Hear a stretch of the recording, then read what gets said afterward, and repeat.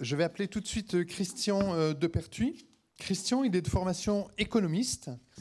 Et vous avez été directeur de la mission Climat pour la Caisse des dépôts de 2001 à 2009, puis fondateur et animateur de la chaire Économie du climat à l'Université Paris-Dauphine, Paris Sciences et Lettres, jusqu'en 2020. Vous avez écrit de nombreux ouvrages, j'en citerai juste qu'un, le dernier, qui est Carbone fossile, carbone vivant vers une nouvelle économie du climat, édition Gallimard 2023, que vous retrouvez dans l'excellente librairie à la sortie. Et enfin, là encore, je souligne votre blog pour partager les connaissances sur l'économie du climat, qui est, vous tapez Christian Depertuis, un seul mot.fr, et vous tombez sur vous. Je vous laisse pour 15 minutes. Merci beaucoup. Alors, vous l'avez compris, moi, je ne suis pas un local, hein, je suis parisien, mais je vous remercie beaucoup de cette invitation. Je suis ravi de partager ce moment avec vous. Alors, contrairement aux gens qui m'ont précédé, moi, je ne suis pas un scientifique, je suis un économiste. Je n'étais pas du tout intéressé par l'environnement et par le climat quand j'ai démarré mon métier. Et puis, j'ai rencontré des climatologues, Jean Jouzel et quelques autres, au début des années 2000. Et donc, je n'ai pas changé de métier, mais j'ai complètement changé la façon dont je pratique l'économie.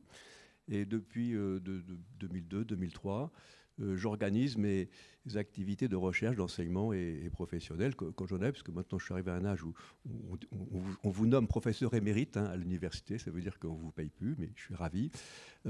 J'essaye de voir comment est-ce que on peut essayer de mettre l'économie au service de la lutte contre le réchauffement climatique. Voilà.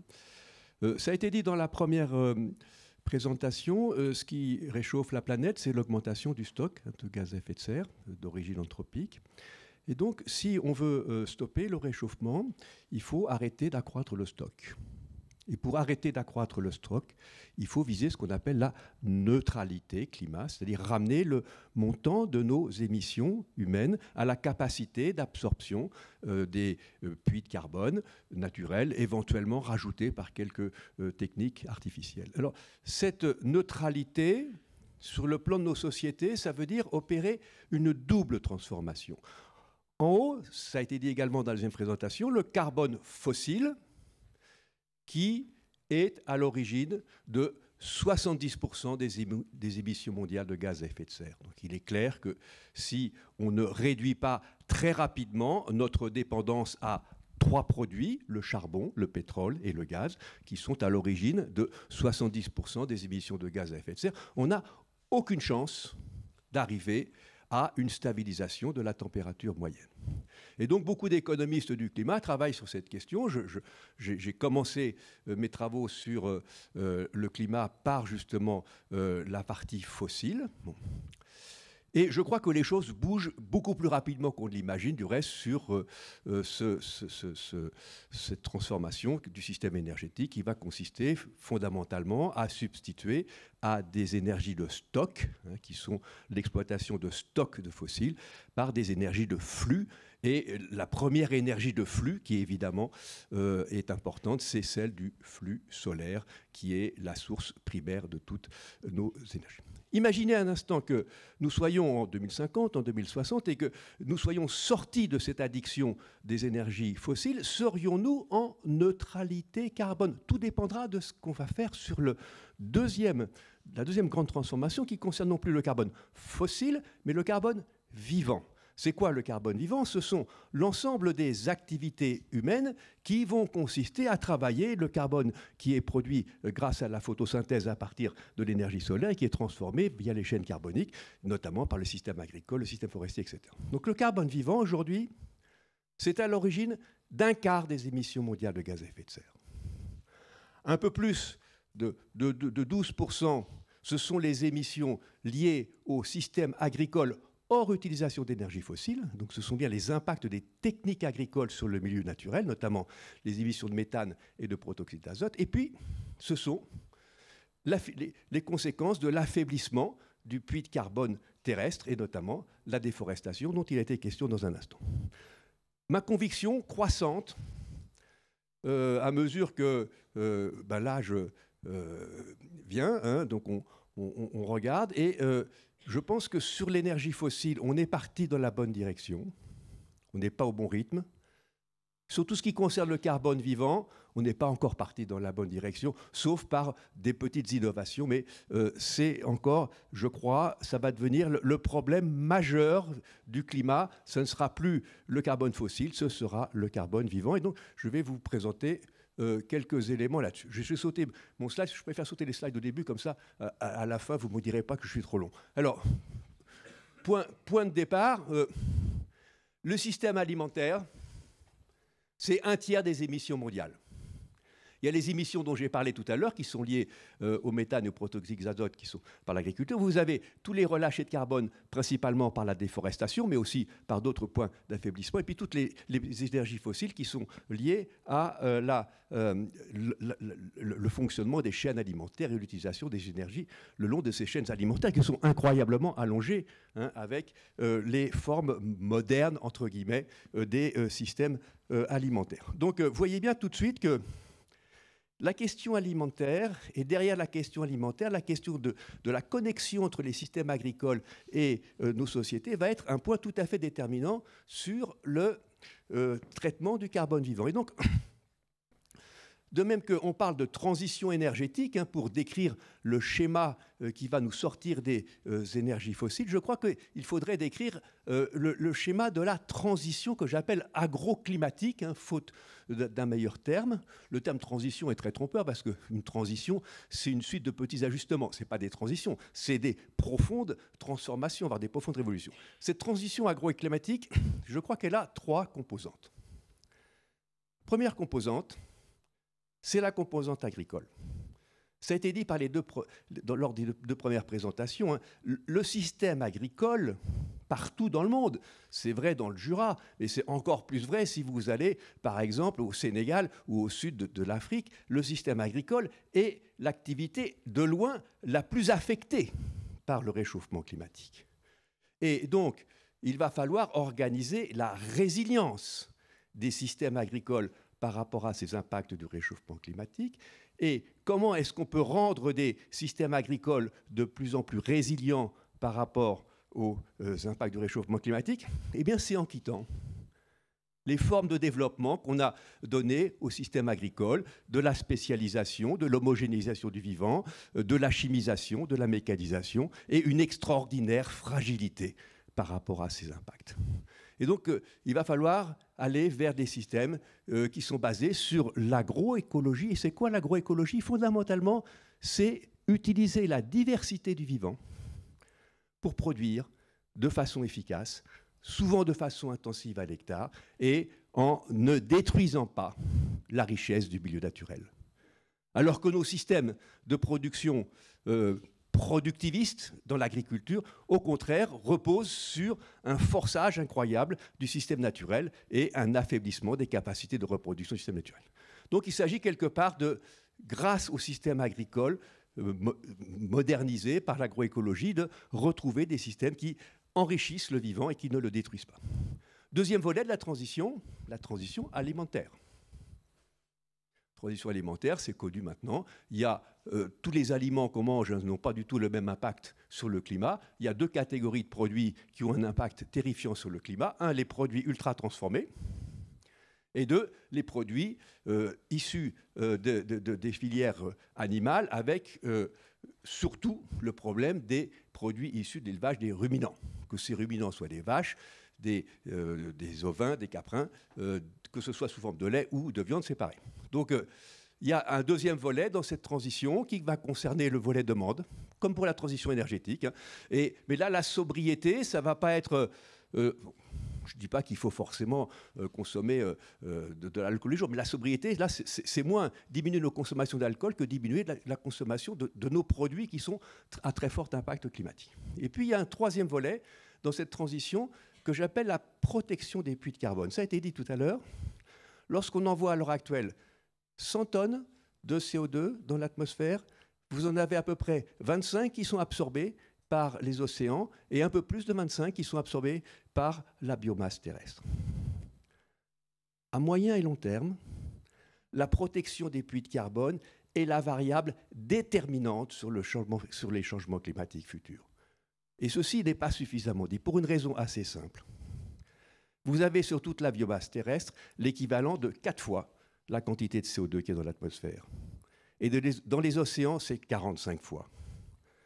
Donc si nos modes de développement, et si parce qu'il a montré aussi que le nombre des humains n'est pas non plus tout à fait neutre, hein, si nos modes de développement affaiblissent la capacité des puits de carbone, eh ben on s'expose à des dommages climatiques considérables.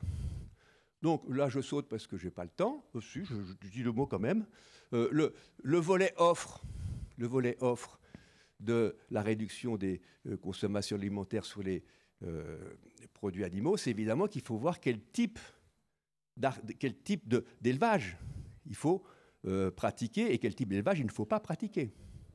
Et de ce point de vue-là, j'ai mis volontairement sur ce graphique deux formes, sur ces courbes, cette photo, deux formes d'élevage, avec à gauche des élevages extraordinairement dévastateurs pour le milieu naturel, des feedlots ou des regroupements d'animaux sur des vastes troupeaux au nord Sénégal. Et puis vous avez à droite des systèmes qui...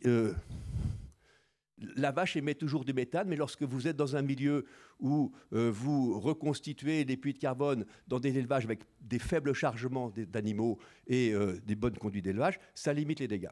La protection des forêts tropicales, c'est pratiquement le graphique qui a été posé. Hein. Je dis juste un mot. Si vous voulez arrêter la déforestation tropicale, agissez sur les systèmes agricoles qui sont à l'origine de la déforestation. Vous en avez cité quelques-uns, pas tous. Il n'y a pas que les bovins et le soja au Brésil, il y a aussi des systèmes vivriers qui s'étendent au détriment de la forêt tropicale dans ces trois grands axes de forêt tropicale. Ah ben là, carrément, ça s'est arrêté. Bon, je voulais quand même vous présenter mes derniers slides, si c'est possible. J'en ai plus que deux. Hein. Ça a été dit, donc je ne le répète pas. La dégradation des puits de carbone forestiers, quand je commençais à enseigner, je me disais, quand on augmente le nombre d'hectares de forêt, c'est bon. Non, ce qui fait le puits de carbone, ce n'est pas le nombre d'hectares, c'est la capacité de croissance des arbres. On n'a pas parlé de l'océan. J'en dis un mot tout de suite. Le puits de carbone océanique, la protection du puits de carbone océanique est un enjeu non seulement majeur, mais c'est un angle mort total des politiques climatiques. Lorsque on se réunit à Dubaï pour faire le bilan des actions climatiques dans le cadre de l'accord de Paris, on fait tout simplement comme si les océans n'existaient pas. Lorsque la France fait son inventaire des émissions de gaz à effet de serre, on estime bien la quantité de CO2 qui part depuis le système ou qui est absorbé par les forêts. On fait comme si l'océan n'existait pas. Donc je vous raconterai peut-être l'histoire de la loutre tout à l'heure. Et je termine en vous remerciant pour votre attention. Vous avez été aussi attentifs que ces étudiants de Dauphine, voyez-vous là, qui préparent une grève et donc ils sont en assemblée générale. Ne croyez pas que les étudiants soient comme ça quand on fait des cours. Merci à vous. Merci beaucoup. Du coup, je vais vous redonner la parole tout de suite sur un point que vous avez été juste allusif. En parlant d'agriculture à la fois vivrière et je dirais même vertueuse du point de vue de ce fossile vivant. Et je pense à l'agroforesterie que vous... Parler du carbone vivant.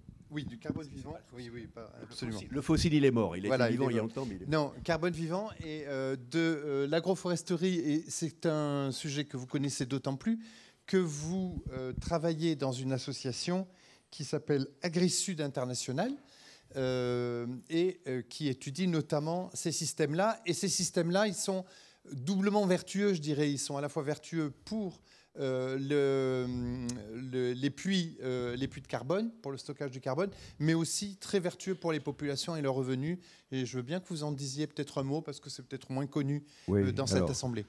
Bon, d'abord, je ne travaille pas tout à fait dans cette association, j'en suis administrateur. Hein, mais bon, et puis, on ne fait pas des études, on fait de l'action. Hein. C'est une ONG de développement, AgriSud International, qui travaille dans 12 pays, tous situés au sud, et qui s'est historiquement développée sur la base d'un projet de lutter contre la pauvreté rurale par le développement des petites exploitations agricoles.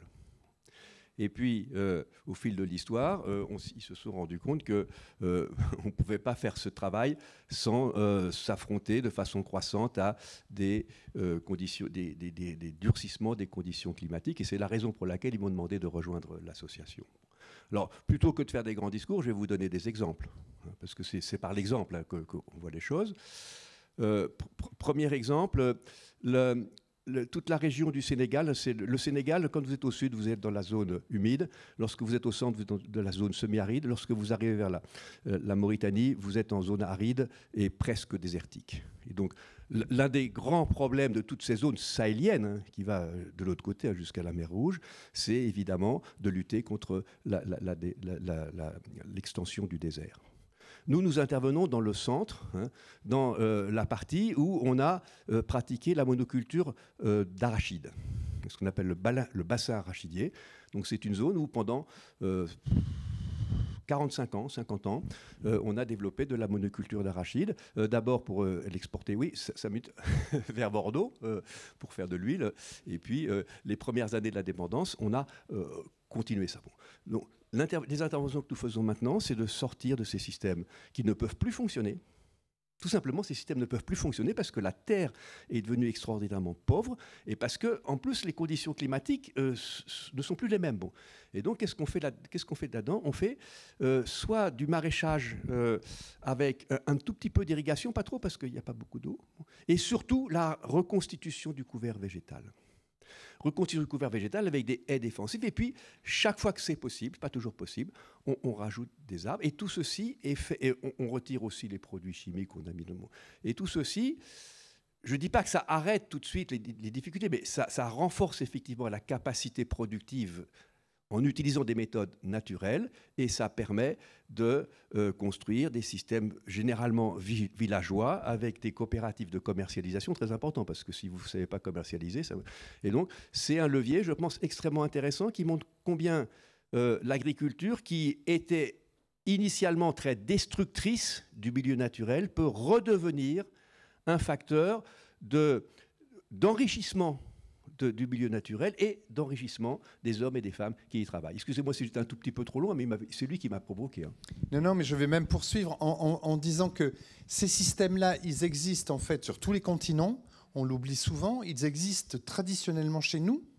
On a des systèmes dans le Dauphiné autour de la noix, des noyers, où on a des cultures herbacées et des cultures d'arbres, mais on l'a aussi en Provence. Et aujourd'hui, il y a même un travail qui est fait depuis maintenant, il y a un réseau qui existe depuis plus de 10 ans qui travaille sur réimplanter des arbres, y compris dans des paysages céréaliers. Donc c'est complètement intéressant. Et là où c'est le plus abouti, c'est effectivement dans les systèmes intertropicaux. Vous parliez de l'Afrique. On l'a en Asie du Sud-Est où c'est vraiment extrêmement élaboré. Et ce que je trouve très intéressant, c'est non seulement les vertus écologiques et climatiques que vous indiquiez, mais aussi cette idée de dire qu'on a différentes strates qui sont recomposées de ressources.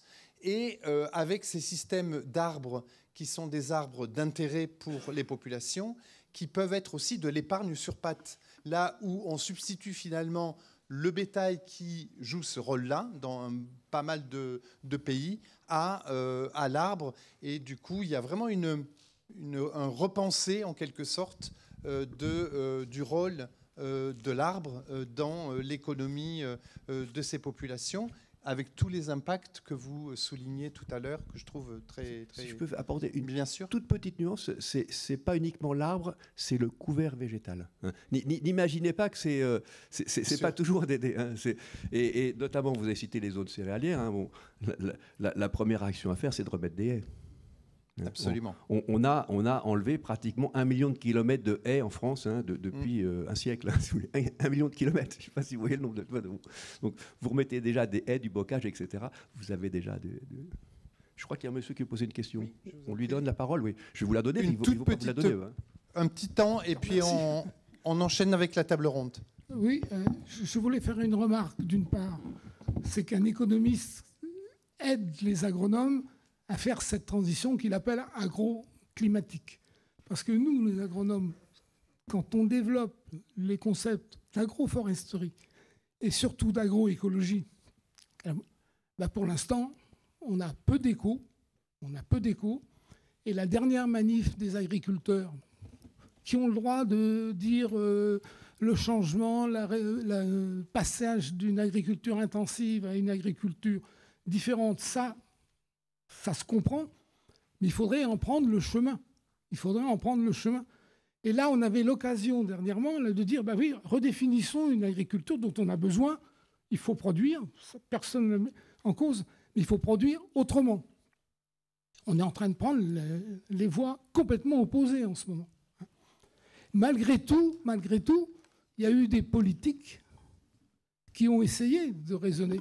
Il y a une loi d'avenir de 2014 qui prenait en compte l'agroécologie, etc. Mais ça reste lettre morte. Donc il faut nous aider. Et donc moi je remercie le brillant économiste devant nous de nous aider, nous, agronomes. Je te remercie. Merci, on va s'en tenir là et on va enchaîner avec la table ronde. Donc Christian, merci de prendre siège. Également Michel Magny et Hervé Richard, ainsi que Henri Cuny.